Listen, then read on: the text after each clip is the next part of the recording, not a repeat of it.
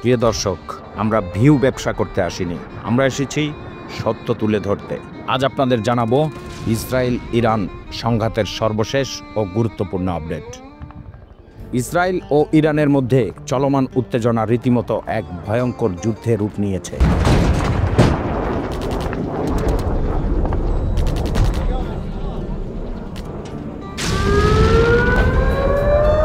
গত শুক্রবার ভোরে ইসরায়েল একযোগে ইরানের পারমাণবিক স্থাপনা, সামরিক ঘাঁটি, এমনকি জনবসতিপূর্ণ এলাকাগুলোতে সরাসরি হামলা চালায়।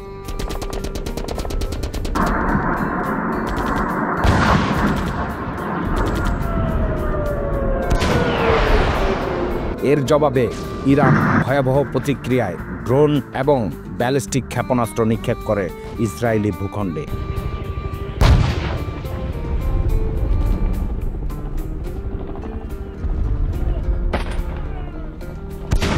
ইরানের পাল্টা হামলায় ইসরায়েলে নিহত হয়েছেন কমপক্ষে 10 জন, আহত আরও অনেক। ইসরায়েলি হামলায় নিহত হন ইরানের সশস্ত্র বাহিনীর গোয়েন্দা ইউনিট প্রধান।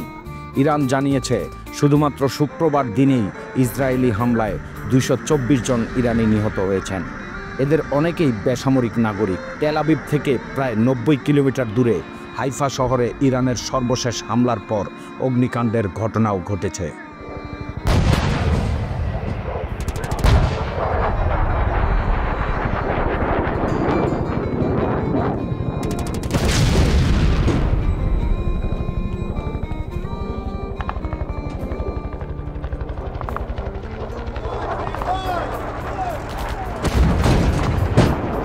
ইসরায়েলি জরুরি পরিষেবা ম্যাগেন ডেভিড অ্যাডাম জানিয়েছেন এখন পর্যন্ত 12 জন আহত ব্যক্তি হাসপাতালে ভর্তি হয়েছেন।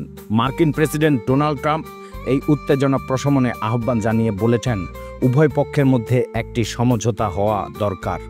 ফোন এবং বৈঠক চলছে, তবে যুদ্ধবিরতির সম্ভাবনা এখনও ঝুলে আছে। কিন্তু ইরান এই মুহূর্তে যুদ্ধবিরতির প্রস্তাব প্রত্যাখ্যান করেছে। তাদের ভাষায়, যখন আমাদের জনগণ মরছে তখন কোনো আলোচনার প্রশ্নই ওঠে না। অন্যদিকে ইসরায়েলের প্রধানমন্ত্রী বেঞ্জামিন নেতানিয়াহু স্পষ্টভাবে বলেছেন এখানে সমস্যা উত্তেজনা কমানো নয়, আমাদের মূল লক্ষ্য ইরানকে পারমাণবিক শক্তি অর্জন থেকে বিরত রাখা।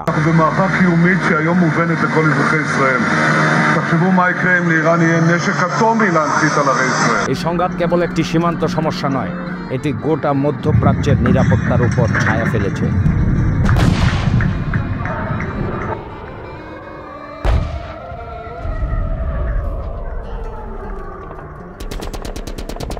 প্রিয় দর্শক, আমরা সত্য তুলে ধরতে এসেছি যাতে আপনি জানতে পারেন আসল খবর। এই যুদ্ধ থামবে কবে? কে থামাবে এই আগুন? আপনি কি ভাবছেন? কমেন্টে জানান আপনার মতামত। ভিডিও ভালো লাগলে লাইক দিন, শেয়ার করুন আর সত্য সংবাদ পেতে সাবস্ক্রাইব করুন আমাদের চ্যানেলে। ধন্যবাদ, সত্যের পাশে থাকুন।